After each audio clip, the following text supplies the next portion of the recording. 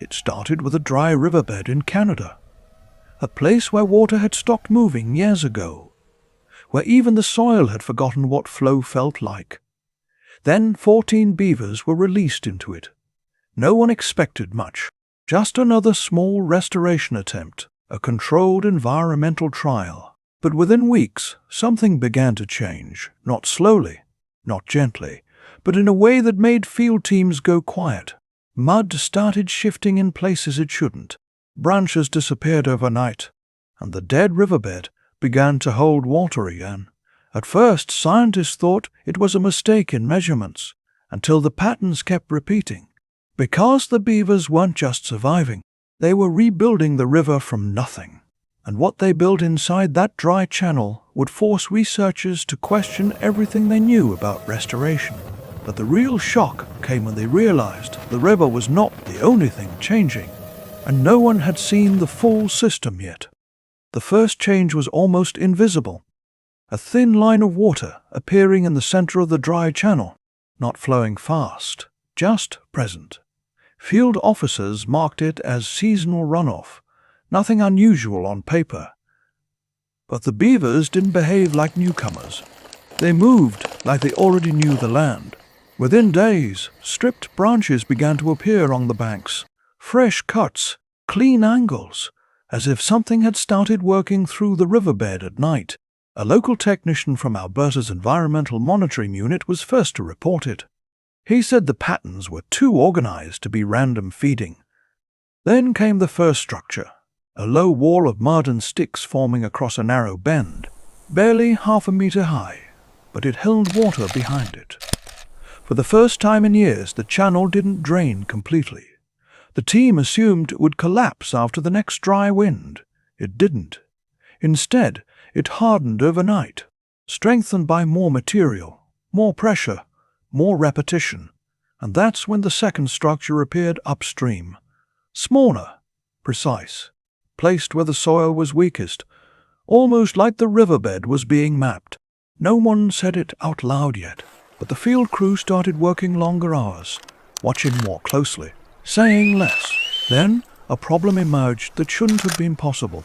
Water levels began rising in sections that had no visible inflow, as if the ground itself was starting to hold memory again. The maps didn't match the reality anymore. And late one evening, a motion camera captured something unexpected. A beaver not just building, but deliberately redirecting flow into a side depression that wasn't even part of the original channel. That location had never been marked as viable habitat. Until now, and the next morning when the team arrived, the main channel had shifted slightly to the east, not by erosion, but by choice. And deeper in the dry riverbed, another sound had begun to appear, a low, constant trickle where there should have been silence. Something inside the system was expanding, and it was no longer staying where it was released. By the third week, the riverbed was no longer empty ground. It had become a network, small pools linking into narrow water paths, not enough to be called a river yet, but enough to change the behavior of everything around it. The monitoring team upgraded their survey frequency, from weekly checks to daily visits. No one said why, but everyone understood. Something was no longer following the original plan. Then came the second unsettling sign. Trees along the dry banks started showing fresh bite marks, not random feeding patterns, directional cutting, all angled toward low ground, as if the beavers were trying to guide gravity itself. A senior hydrology consultant from Calgary reviewed the data. He paused longer than expected at the maps.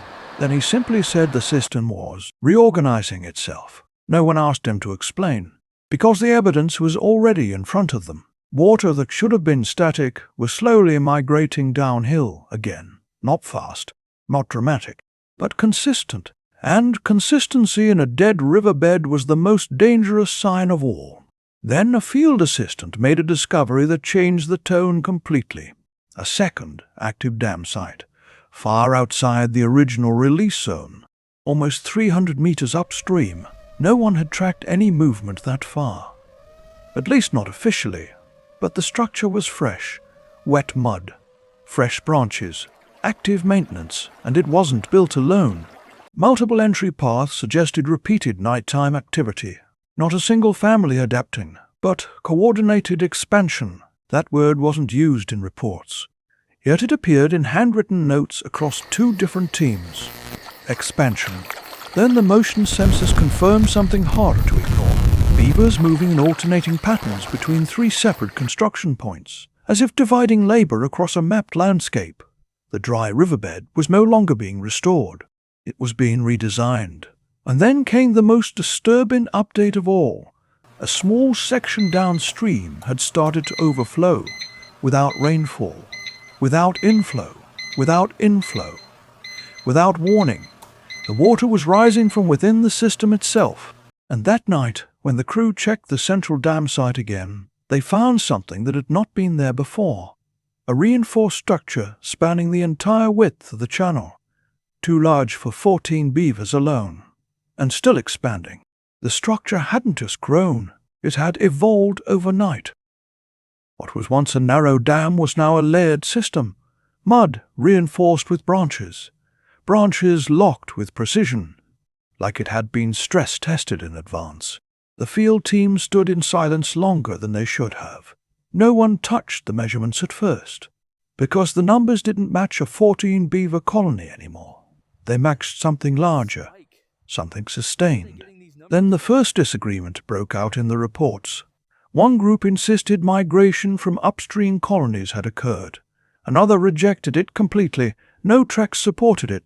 No external entry points existed. But the dam kept growing anyway. Then came the second twist. A thermal scan showed something beneath the main structure. Multiple chambers forming underwater, not random pockets, intentional spaces, resting zones, storage zones, flow control points. The riverbed wasn't just being blocked anymore, it was being engineered into compartments. And that word changed everything. Engineered. A senior field biologist requested a full shutdown of public updates. He said the language being used was getting ahead of the evidence. But the evidence didn't slow down. That same night, water pressure readings dropped sharply in the upstream section, while downstream levels rose faster than predicted models allowed. The system was no longer linear, it was behaving like a controlled circuit. Then came a report that was never meant to leave internal logs. A motion trigger had captured synchronized activity across all known dam points. Beavers moving in rotation patterns, one group building while another diverted flow, like roles had been assigned. But beavers don't coordinate like that, at least not according to every known study. Then the most unsettling discovery arrived at dawn. A completely new water channel had formed outside the mapped riverbed boundary, cutting through compact soil that should have resisted erosion for years. The direction was precise, leading toward a low valley that hadn't held water in decades. No rainfall event explained it. No geological shift accounted for it.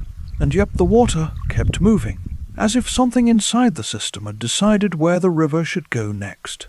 And when the team reached the edge of the new channel, they found fresh construction marks continuing beyond the survey limit, heading deeper into land no one had yet mapped. The new channel didn't behave like erosion. It behaved like planning. Its edges were too clean in sections, too guided through compact soil. Even the vegetation lines looked disturbed in sequence, not scattered damage, but directional clearing. The field team began marking it as unclassified flow path, a term nobody liked using, because it implied intention without permission to say it out loud. Then the second twist hit the internal data stream. The original release site was now showing reduced activity, almost abandoned, while the new valley direction showed constant movement, as if the system had shifted its center entirely. One senior technician compared it to a migration map, then immediately deleted the note. No one laughed, because something heavier was building. Then came the night inspection. The team followed the new channel on foot, past the original survey boundary, past the last marked GPS point, until their torches caught fresh cuttings in the soil again. Recent, clean, active, Then silence broke the field, a sudden collapse of mud upstream, followed by a surge of water pushing through the new cut path, not flooding, guiding, like pressure had been released through a controlled exit. And right after that moment, the sensors failed. Every monitoring unit in the central zone went offline within minutes. No signal, no transmission, just blank readings. That had never happened before. The team attempted manual backup logging, but even that showed inconsistencies between upstream and downstream flow, as if two separate river systems were now running in parallel. Then a discovery stopped the entire field group cold.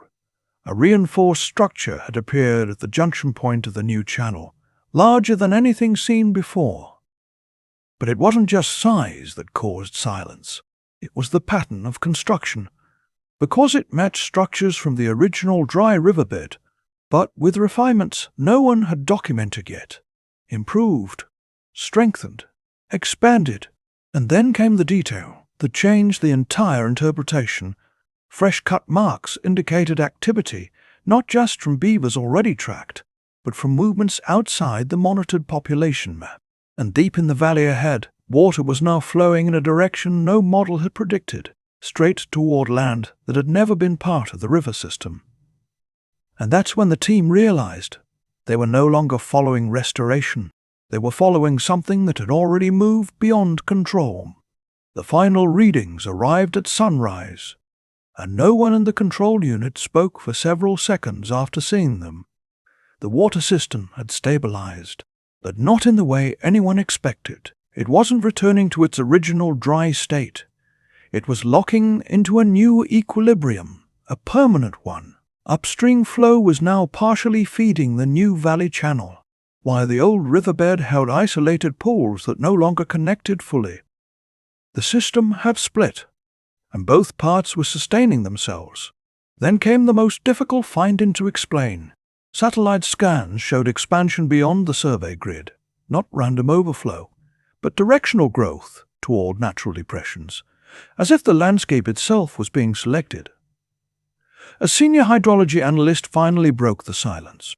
He said the river was no longer behaving like a river. It was behaving like a managed network. No one responded to that statement, because there was no alternative explanation that fit better.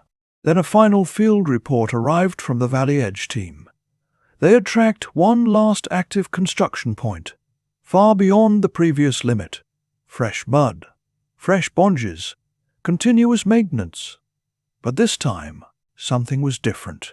The activity wasn't centered on water control anymore. It was centered on expansion into dry land, toward terrain that had never held a channel before. And the most unsettling part was timing. All activity paused whenever human teams approached, then resumed minutes after they left, as if the system was aware of observation. That detail was never officially confirmed in reports, but it appeared in 3 separate private logs. Then came the final image captured before all sensors were pulled for review. A continuous chain of connected dams and channels stretching across the valley floor, linking dry zones into a single functioning water system, not restoring the old river, not repairing collapse, but redesigning the entire flow of the landscape. And at the far edge of the frame, fresh construction was still moving outward, beyond the known map, and beyond anything the original 14 beavers were ever supposed to reach. The project was officially marked for reassessment, but by then, the river had already decided its new path, and no one could agree on the last question left in the file. Whether they were still observing restoration, or something that had already started writing its own geography. If you want more real environmental stories like this, subscribe and stay with the channel.